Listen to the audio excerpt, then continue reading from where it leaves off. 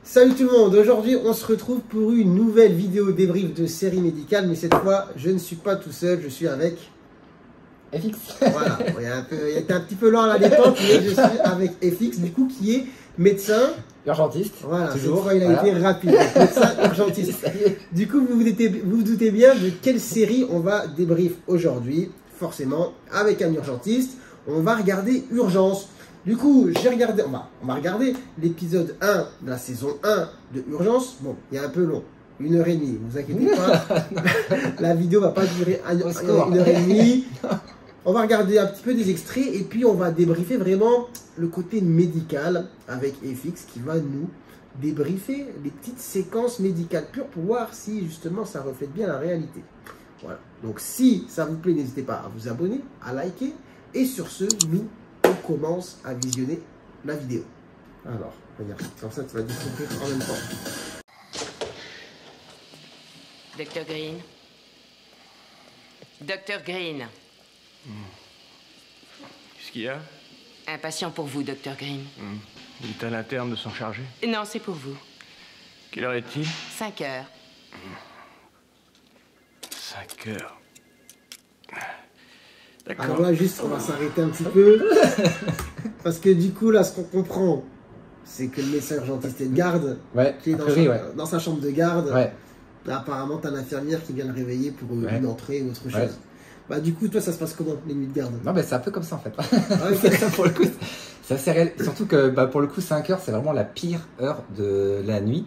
C'est vrai que 2-3 heures, ça va à peu près. C'est vrai que 5 heures, c'est le creux. C'est 4-5 heures, c'est le plus hard. Après, on a le cortisol qui remonte un peu. On est un peu plus motivé sur la fin de nuit, vers 7-8 heures. Il y a la relève qui arrive. 4-5 heures, c'est vraiment le creux. Et puis là, bon, il était en train de dormir. Et c'est vrai que ça peut arriver pendant des gardes un peu calmes qu'on coupe un petit peu entre chefs. Bon, là, apparemment, l'interne était dehors. Moi, il dit. Enfin, l'interne était debout, pardon, et elle dit bon, c'est pour vous, a priori. Donc, c'est à dire que l'interne doit être occupé avec un autre patient. Donc là, on voit qu'il se lève actuellement, et c'est vrai que au final, ça se passe assez comme ça. Et là, je pense qu'il n'a pas dû dormir. Il n'a pas dû dormir beaucoup. Je pense pas qu'il soit couché depuis minuit. Hein. Genre, ça se trouve, ça fait peut-être une demi-heure ou une heure qu'il est allongé. Quand tu vas dans la et chambre on de commence garde, à rentrer dans un sommeil profond, et quand il faut ressortir comme ça, et ouais, c'est vraiment. c'est un peu dur. Bon, et du coup, quand tu sors de la chambre, ça c'est assez réel. C'est assez réel. Et du coup, quand tu sors de la chambre, t'es comme ça. Tu vas te rappeler dans le couloir, ok, c'est un peu la même chose. Ouais. Mais quand c'est pour des détresses vitales, bah souvent, alors c'est rare. Alors là, par contre, l'infirmière, elle ouvre la porte. Et ça, jamais il s'ouvre la porte. Ouais, c'est soit ça toque, soit c'est le téléphone, normalement. On rentre. D'accord, ça roule. Bon, vas-y, on continue. On va voir un petit peu c'est quoi la suite. Alors là, on passe sur une vraie séquence médicale. Vous vous sentez comment? Restez calme, tout se passera bien. Désolé pour votre post-it. C'est votre main droite? On va jeter un œil. Lumière, on y va. Laissez-vous aller. Pensez à des choses agréables. Tout se passera bien, monsieur. Vous me faites NSF, groupe RH, tout le bilan pré-op. Bien, docteur. Prévenez le bloc qu'il prépare une salle d'op. Et je veux aussi le vasculaire. Et l'orthopédiste. Demandez-leur de venir tout de suite. C'est leur jour de chance. Monsieur Wilson, votre main est encore attachée. Pas de beaucoup, mais je pense que ça devrait aller. Faites-moi un électro et un thorax. On va s'arrêter là. On va faire un petit débrief là, médical. Du coup, quand tu as un patient comme ça qui arrive pour un polytraumatisme, qui a des blessures multiples, du coup, est-ce qu'il arrive toi aussi comme ça dans une grosse salle, déchocage? Oui. Bah, en fait, il y a une filière avec une salle spéciale pour les détresses vitales, en effet, au déchocage. Et c'est vrai que là, on voit que l'ambiance, il y a tout le monde qui s'agite autour. C'est un peu ça, en fait. On s'entraîne en faisant des formations, des simulations, justement, pour chacun un peu son rôle à jouer. Donc ça, c'est assez réaliste, en effet, où chacun va se positionner sur un acte particulier ou sur quelque chose de spécifique. Donc en effet, ça peut graviter assez rapidement parce qu'on sait que chaque minute compte, surtout un patient détresse vitale comme ça. Donc ça, on voit dans l'ambiance, c'est très bien rendu, je trouve. Après, juste le médecin qui dit faites ci, faites ça, faites ci, faites ça. Bon, ça dans la vraie vie, ce serait peut-être non, c'est pas appelé, c'est toi tu appelles quoi. C'est des fois, sauf s'il y a plusieurs personnes pour déléguer, mais habituellement c'est le médecin qui va appeler directement. C'est nous qui passons des coups de fil. Et puis sur les bilans sanguins, ils vont commencer à prélever, mais en gros, c'est pas fait oralement, c'est fait par écrit. Ok, d'accord. Et du coup, là, on le voit qu'il arrive, on le transpose là sur la table, on commence à découper ses vêtements. Ça se passe comme ça aussi? On découpe les vêtements? Oui. Alors oui, tout à fait. Alors soit c'est déjà fait sur place par les pompiers. Par exemple, il y a une fracture en dessous et ils veulent voir si c'est percé, etc. Et ça peut être déjà découpé sur place. Et si c'est pas fait, en effet, nous surtout sur un polytraumatisé comme ça, le risque d'avoir des lésions plus sévères, donc ouais, on découpe quoi. Ok. Là, et des fois, en effet, il y a des ciseaux spéciaux parce que tu as des fois des gros blousons de motard par exemple, où là, faut vraiment couper parce qu'on peut pas trop mobiliser le bras, on peut, ouais, tout à fait. D'accord, ça marche. Bon, on va voir un petit peu la suite. Maintenant, ce que je voudrais, madame... C'est rien, c'est rien. Je voudrais savoir si c'est douloureux quand vous respirez. Non. Docteur, j'ai pas de tension. D'accord, Charlie. Posez 2 grosses voix sérum phi à fond. Groupe RH, vérifiez 10 kilos, mettez-moi 4 kilos de O négatif. Et je veux le bilan. Posez une sonde gastrique et dites au docteur Benton de venir ici. Je n'ai pas la place d'un pédiatre. Ça fait beaucoup de mots, beaucoup de mots médicaux. Ouais. Ça fait donc là, on voit la dame qui crache du sang sur le médecin. Ouais. Du coup, après, elle a utilisé plein de termes. Bon, j'avoue, je comprends quand même. Mais en gros, si on résume là, ce qu'il vient de dire, c'est quoi la situation, enfin, ce qu'il faut faire là devant une dame qui vient de vomir du sang comme ça aux urgences. Et bah, c'est vrai que là, il redit le bilan sanguin, il veut évaluer la gravité en fait, et il veut appeler un spécialiste parce qu'après, il y a des risques que ça se dégrade, donc il faut commencer à transfuser, il faut faire souvent une fibroscopie pour aller faire un geste pour éviter que ça s'aggrave encore plus. Et par contre, là, juste, on voit qu'il enchaîne très vite les mots. Et puis, dans la vraie vie, ça se passerait pas aussi rapidement que ça. C'est genre, tu répètes là où tu vas. C'est le côté un peu particularité de cette série, c'est que ça va très vite. Et puis, qu'il parle très vite, le médecin parle très vite. Ouais. Et que souvent, on dit, non, mais attends, tu te calmes un petit peu, ou tu dis les choses, parce qu'on c'est sûr, il y a des choses qui seront oubliées, en fait. Ouais, bien sûr. On est d'accord que, on va pas revenir sur tous les termes techniques, mais c'est vachement précis là sur les termes techniques, on connaît, on sait de quoi il parle, et c'est assez précis par rapport à ce qui serait demandé dans la vraie vie. Mais c'est juste que, effectivement, dans la vraie vie, tu te poses, tu t'expliques, tu délègues, tu prescris, un peu plus quand même. On n'est pas parce que ça peut aller très vite en fait d'oublier une prescription qui peut être très importante. Donc en effet, il y a une vérification quand même, faire en sorte de rien oublier. Donc là, quand tu déballes très vite, tu es sûr qu'il y a des choses qui sont oubliées. Et en médecine d'urgence, justement, pour faciliter ces situations de stress et essayer de rien oublier, on a des fois des checklists. Ouais. On va aller là, on fait ci, on fait ça, et puis tac, on déroule au fur et à mesure la checklist en fait. Mais on sent derrière qu'il y a un vrai coaching médical derrière, on le sent. Plus de mots, elle fait un arrêt cardiaque. Donnez l'heure où c'est arrivé. 8h37. Passez-moi les palettes, c'est un rythme choquable, on y va. Faut pas mollir, on y va. On dégage. Pas de réponse. Faites une ampoule d'adré et 100 de xylocaïne. Continuez, massez. Alors là, arrêt cardiaque, donc ça arrive. Oui, ça arrive. ça arrive tous les jours. Ça arrive aux urgences, les arrêts cardiaques. Oui. Du coup, là, il regarde la télé, enfin l'électrocardiogramme, le monitoring, le scope, et il sort les palettes. Du coup, bon, voilà, on va expliquer un petit peu. Quand est-ce que tu sors les palettes? Ouais, alors là, les palettes, c'est vrai que c'est assez impressionnant. Normalement, donc les défibrillateurs comme ça manuels, on les utilise plus. Très clairement, là, c'est pour le coup vraiment dans les séries, c'est impressionnant. Hein. Mais là, maintenant, on est vraiment sur des palettes semi-automatiques ou automatiques qu'on va poser directement, qui sont beaucoup plus fines. C'est plus les gros fers qu'on avait avant avec les fils, etc. Si on les pose, et l'avantage de les poser, c'est qu'on n'est plus à proximité. Le risque, c'est d'aller se faire choquer également. Donc là, tu es à un peu à distance, tu es un peu plus safe. Et on les pose et on peut prendre la main dessus ou laisser en mode automatique. C'est les mêmes que dans les supermarchés et tout. Tu vois, les défibrillateurs automatiques. Oui, c'est ça, c'est exactement les mêmes. Ouais. C'est exactement les mêmes. C'est ça. D'accord. Et du coup, là, il dit, il choque. Mais du coup, il y a des rythmes, enfin, il y a des situations d'arrêt cardiaque où on ne choque pas.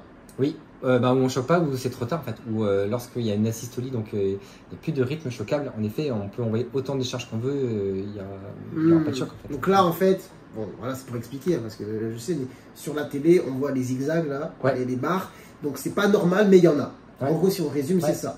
Donc, on choque pour remettre les choses en place. Pour rétablir un rythme cardiaque. Voilà, le cœur se contracte régulièrement.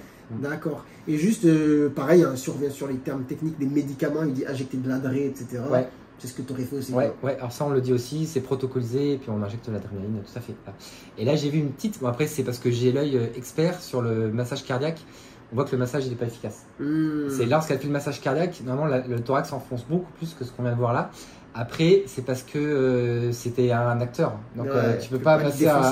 Non, ou alors il faudrait changer, mettre un mannequin, mais peut-être ce serait moins dynamique. Donc je pense qu'il y avait une vraie dame en dessous, donc tu peux pas masser réellement. Mais on voit que l'enfant s'intitule, mais c'est pas aussi profond qu'un vrai massage cardiaque. Vous pouvez faire le pansement?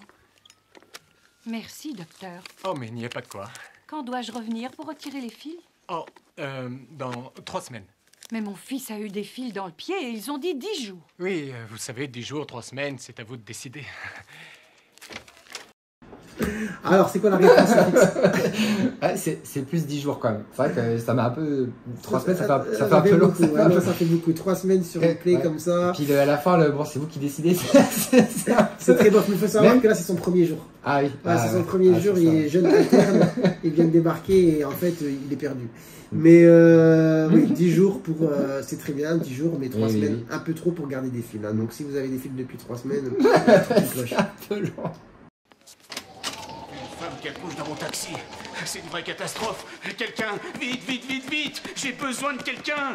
Oui, qu'est-ce qu'il y a? Il y a une bonne femme qui va pondre dans mon taxi. Alors juste, est-ce que ça arrive en vrai qu'il y ait des gens qui arrivent à l'accueil des urgences et disent « Vite, j'ai besoin d'un médecin !» comme dans les films. Oui. Ah ouais, ça arrive. Ah ouais. Des fois, les gens qui arrivent par leurs propres moyens, qui arrivent et puis vite, il est pas bien, il a fait un malaise, il est inconscient, puis où il y a du sang partout, ou même des fois, il est en arrêt, presque en... Ouais, c'est déjà arrivé. Ah ouais. D'accord. Donc cette scène-là, comme dans les films où j'ai besoin d'un médecin, ça existe. Ouais. Ah oui. Et puis là, ouais, on sort les brancards sur le parking et on va les chercher dans la voiture. Ah oui, ça arrive, ouais. Approchez, docteur, venez m'aider. Très bien, madame. Il faut vous allonger. C'est votre premier enfant? Non. Ça y est, on y va. Maintenez la tête à l'intérieur, inutile qu'elle accouche dans le hall. Mettez votre main entre ses cuisses et retenez la tête. C'est ça. Qu'est-ce que je peux faire? Qu'est-ce que vous faites, docteur? N'inquiétez pas, tout va bien se passer, vous n'avez qu'à souffler. Rien de plus. On va y aller. Écoutez-moi, vous allez pousser fort sur la prochaine contraction. Vous avez un magnifique garçon, madame. Les bébés, ils sortent, enfin bref, on va passer, mais... Voilà. Regardez-le. Dans la vraie vie, il n'y a pas de musique comme ça. Petite séquence émotion, mais du coup, les accouchements, ça arrive? Ouais. Les accouchements en urgence, comme ça. Ouais, ça arrive en urgence, les accouchements. Et même des fois, encore plus impressionnant, des fois, c'est sur les dénis de grossesse. On a déjà eu des gens qui arrivent pour des douleurs abdominales. Même des fois, on avait quelqu'un qui était arrivé parce qu'il avait mal au ventre après avoir mangé un kebab. L'arrivée, c'est ça, j'ai mangé un kebab, j'ai mal au ventre. Et j'ai le ventre qui est très gonflé et qui va accoucher comme ça en disant Ça c'est incroyable quand même. Ouais, c'est vraiment impressionnant. Et oui, ça arrive. J'ai des histoires comme ça. Enfin moi j'ai pas eu, mais je me souviens quand j'étais en pédiatrie, une fois il y a une dame qui arrivait sur parking, 16 ans comme ça, et en fait elle était en train d'accoucher alors qu'elle était pas au courant qu'elle était enceinte. C'est pour ça que systématiquement, tu le sais, que sur toutes les femmes qui viennent avec des douleurs abdominales, systématiquement on fait un test de grossesse. C'est médico-légal, c'est obligatoire. Billet rouge. Il a une otite moyenne, c'est pas grave du tout, c'est rien. 250 mg péros d'amoxyline pour le bout de chou. S'il ne va pas mieux demain, appelez-moi, d'accord? Au revoir, j'étais ravi de vous rencontrer. Moi de même. Vous avez des petits appareils comme ça, otoscope, accrochés au mur? Non, vous n'avez pas ça? Non, d'ailleurs on le cherche toujours. Où est-ce qu'il est, machin, il est jamais au bon endroit. Moi je t'avoue que j'ai connu ça. Je travaillais en pédiatrie, on avait les otoscopes branchés au mur, c'est pratique, tu vois, avec la grande ficelle. Et juste là, otite moyenne aiguë, l'enfant, il dit 250 mg d'amoxicilline, je pense qu'il doit faire à peu près 10 kg. Amoxicilline, il a dit. Il a dit amoxicilline. Amoxicilline, ouais. Ah, t'as bien entendu. D'accord, en tout cas, c'est de l'amoxicilline en vrai. Et 250 mg, ça me paraît honnête. Juste pour un enfant, faut voir, il y a 3 prises dans la journée, mais ça paraît honnête. Et puis après, les petits conseils, vous me rappelez, bon voilà, ça se tient aussi. La patiente Rebecca Morton. M-O-R. Qu'est-ce que vous dites? On a envoyé ça il y a 1 heure. Ah non, je vous en prie, il est 1h40 et il est très urgent ce bilan. Mais qu'est-ce que vous faites? Vous roupillez ou quoi? Douleur thoracique de 2 heures, possible infarctus. Non mais vous rigolez, je vous parle comme j'ai envie de vous parler. Si je vous envoie un bilan chimique, moi je vais l'avoir en moins d'1 heure et pas de moins Alors plus tard. ça, les bilans, quand on voit tes bilans, justement au labo, est-ce que des fois tu rappelles parce que ton bilan est toujours pas sorti? Ouais, parce qu'en fait, des fois on est stressé justement parce qu'on veut rapidement avoir la prise de sang. Et puis quand on a l'impression que c'est un peu plus long, ou des fois ça l'est, et on rappelle, ça arrive, c'est souvent. On attend. En vrai, je fais l'intervieweur, mais je fais les urgences aussi. Je connais ça, où t'es là. Bon, alors, les dédimères, ou la tropo, on attend la tropo, quand est-ce qu'il sort? Et le pire, c'est quand t'attends ton bilan, tu regardes ton bilan, et puis tu dis, tiens, il manque un résultat, et tu te rends compte que t'as oublié de demander tel examen, et que du coup, tu dois re-attendre encore là. Et c'est pour ça qu'on parlait tout à l'heure que des fois, ça va très vite quand tu dois fais-ci. Et c'est pour ça que de bien noter, parce que tu peux oublier en fait. Ça, c'est le pire quand c'est vrai que les résultats sont sortis, que tu vois que tu oublies un truc. Ça arrive. Mais normalement, on fait tout pour que ça arrive pas, mais ça peut arriver. On enchaîne. Écoute, ne joue pas les héros. Si je te dis d'aller déjeuner, vas-y. On est encore loin du dîner et tu seras peut-être très occupé à cette heure-là pour t'arrêter. On ignore toujours quand le prochain repas aura lieu. Alors quand tu as le temps, tu manges. Allez, tiens-toi d'ici. Et tu prends qu'une demi-heure. Réaliste. Ouais, c'est la même chose pour aller dormir aussi. Mais ouais, c'est exactement ça. C'est de profiter un petit peu du temps. Dès qu'on peut manger, on en profite pour aller. Dès que c'est un peu calme, on va dire, qu'il y a un peu moins d'activité, ouais, on essaye de. Donc là, d'ailleurs, c'était le chef qui parlait à son interne. Ouais. Toi, tu as des internes aussi avec toi. Ouais, bien sûr. Voilà. Et du coup, tu les coaches un peu comme ça. Ouais, aussi on donne des petits conseils aussi sur comment un petit peu s'organiser, sur. Exactement. Okay. Non, mais c'est vrai que quand j'ai vu cette scène, ça m'a rappelé des souvenirs. Ah bah, ouais, tu vois. Très réaliste. D'ailleurs, c'est marrant. Non, mais bah. C'est mitigé. Les gardes aux urgences, quand même, c'est pas mes meilleurs souvenirs. Mais en soi, bon, je suis pas traumatisé, mais c'est vrai que c'est un peu dur, on va pas se mentir. Et non, mais ouais, c'est pas mal fait quand même l'écriture de l'histoire. Oui, c'est vrai. Quand je regarde vos symptômes, vous avez craché du sang, perdu du poids, et que je lis vos radios, je peux penser à un cancer. Mais le diagnostic a besoin d'être confirmé. Ça peut très bien être autre chose. Et aucun de nous ne peut tirer de conclusion sans savoir. Voilà mon avis.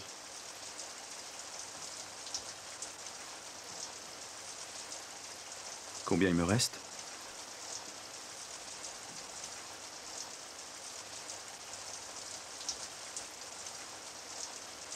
Six mois à 1 an. Non mais là je rigole parce que c'est un peu trop, on est d'accord. Non mais oui, c'est un peu... Bon, avec la pluie qui tombe... Non mais déjà non mais oui, c'est... Bon, première étape, le débrief de cette séquence. C'est jamais comme ça. C'est jamais comme ça. Non, jamais. Voilà. Déjà toi en tant qu'urgentiste, est-ce que du fois tu fais des annonces comme ça de diagnostic? Non, jamais. Bah, de cancer, non. Ça s'annonce pas aux urgences, c'est pas du tout adapté. Non. D'accord, ok, non, mais c'est tout, c'est la question après finalement. Puis annoncer froidement comme ça, avec le blanc, avec le debout, en tournant la tête au patient. Ouais, non, et puis après, parler en vrai, même si ça se faisait bien, hein, c'est-à-dire annoncer un pronostic comme ça sur une radio, sur un premier contact, ça non, je sais pas, il vous reste 6 mois. Il vous reste 6 mois, ça n'existe que dans les films, en fait, on ne peut pas savoir. Mais pour le coup, c'est vrai que dans la vraie vie, souvent, c'est des fois les gens, des questions qu'ils peuvent nous poser, qui ont des cancers connus et qui peuvent se dégrader, ils peuvent dire des fois combien de temps il me reste, Et ça, c'est très difficile. On ne peut pas sortir un nombre de jours, il vous reste 42 jours. Non, c'est pas, il n'y a pas de décompte comme ça. Bien sûr, c'est pas possible. Compliqué. Ouais. Qu'est-ce qu'elle a avalé? J'en sais rien. Elle a pris un truc dans l'armoire à pharmacie. On a des tas de choses là-dedans. Vous n'avez aucune idée de ce que c'est? Je veux une recherche de toxique immédiatement. 2 mg de Narcan et une ampoule de G30. Vous voulez la vider? Alors, de quoi j'ai pas entendu? Le Narcan. Ouais, mais après le Narcan, il a demandé autre chose. Hein. J'ai pas entendu. Charbon, je pense. Ah, charbon peut-être. Charbon. Ouais. Charbon, c'est pour vider l'estomac. ouais, pour éviter l'absorption. Mais c'est rare qu'on fasse. Ouais, c'est rare que tu utilises. Et Narcan? Narcan, oui. Ouais, on utilise un antidote. Ouais, ça marche bien. Antidote pour les opioïdes. Attends. Il a un bug. Si c'est pas. Oui, les opioïdes en fait. Ouais. Ok, d'accord, ça marche. Donc là, on pense à une intoxication en fait. Elle a un Babinski? Oui, positif. Oh. Positif. Babinski. Ouais. Ça saurais l'expliquer. C'est un peu dur. Non, je pourrais pas comme ça. Bah, en gros, moi je peux. Babinski, là, c'est un signe d'irritation pyramidale. Donc en gros, pour pas être trop compliqué, un problème neurologique au niveau du système nerveux central qu'on peut retrouver dans certaines intoxications. Du coup, il trouve ce signe, il va penser à tel ou tel médoc qui a intoxiqué la dame. Stern est en route. Son taux de barbiturique est de 45. C'est pas une erreur? On l'a fait 2 fois. Bah, du coup, apparemment, intoxication au barbiturique. Ah, c'est exceptionnel, on en a vraiment pas beaucoup en France. Hein. Ah ouais? Bon, je pense qu'on a déjà fait pas mal de petites séquences. La vidéo risque d'être un petit peu longue, donc je crois qu'on va s'arrêter là. Bon, du coup, c'était plutôt pas mal comme épisode. Ouais, c'est super. Hein. Voilà, on n'a pas terminé l'épisode parce qu'il est assez long, il fait 1h30. Mais si ça vous a plu, n'hésitez pas à le faire savoir en commentaire. On fera peut-être un épisode 2. C'était chaud. Ah, carrément. D'ailleurs, pour ceux qui ne savent pas, FX a fait sa propre chaîne YouTube. Ouais. Voilà, elle démarre sur YouTube. Donc, une chaîne sur quoi? Sur la médecine d'urgence et sur les coulisses des urgences. Bah, au final, j'explique un peu ce qui est vrai, ce qui n'est pas. Et je parle de mon métier, en fait, des urgences. Voilà, donc je mettrai de toute façon le nom de sa chaîne. Vous pourrez vous abonner dessus. DocFX, tout simplement. Voilà, DocFX. Et si ça vous intéresse, ce genre de format, dites-le. On fera peut-être, comme je le dis, un autre épisode. En tout cas, franchement, de ce qu'on a vu, wow, c'était quand même plutôt bien fait. Ouais, franchement, dans l'ensemble, on sent qu'il y a... Alors après, je t'avoue que moi, la série Urgence, c'est un peu paradoxal, mais j'ai presque regardé aucun épisode. J'ai beaucoup de collègues qui ont regardé, Moi, pas énormément. Donc au final, l'épisode là, par exemple, je l'avais jamais vu. Même si c'est le premier, bah, j'avais pas vu. Et au final, ouais, c'est vrai qu'on sent qu'il y a un vrai boulot derrière. Ouais, on sent que ça a été coaché, comme tu as dit, par des professionnels. Hein, parce que rien que la première scène, ça met dans l'ambiance directe. C'est vrai, non, mais même les termes, etc. Cliniquement, c'est pertinent quand même. C'est pertinent. Oui. Et du coup, moi j'étais quand même assez fan de cette série. Ça fait partie des seules séries médicales que j'ai vues, hein, parce que ça passe à la télé quand là j'étais à l'âge de l'école primaire. Est-ce que ça t'a donné envie de faire médecine ou pas? Carrément, franchement, je sais pas si c'est que ça, mais c'est une des séries. Cet épisode d'ailleurs, j'étais étonné en le retrouvant qu'il fasse 1h30, parce qu'en général, c'est des épisodes de 20 minutes, tu vois. 20 minutes, une demi-heure, donc ça passait, je sais pas à quelle heure le soir. Je regardais ça, mais je me dis, waouh, c'est trop bien. Et d'ailleurs, ce qui est bien, et tu l'as vu dans cet épisode, c'est que dans un épisode d'urgence, t'as toujours plein de cas. T'es pas comme un épisode de Dr House où t'as un cas pendant 20 minutes, c'est chiant, tu vois. Et du coup, là, c'est vraiment. Enfin, je dis c'est chiant, c'est mon avis. Mais en gros, urgence, ce qui était bien, c'était qu'à chaque épisode, t'avais plein de trucs. Exactement. Tu vois. Et donc, ça donne envie. Bon, enfin, bref. C'est sympa, c'est vraiment sympa, ouais. On va s'arrêter là.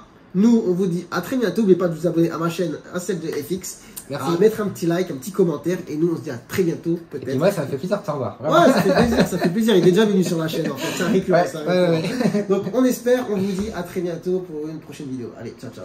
Salut.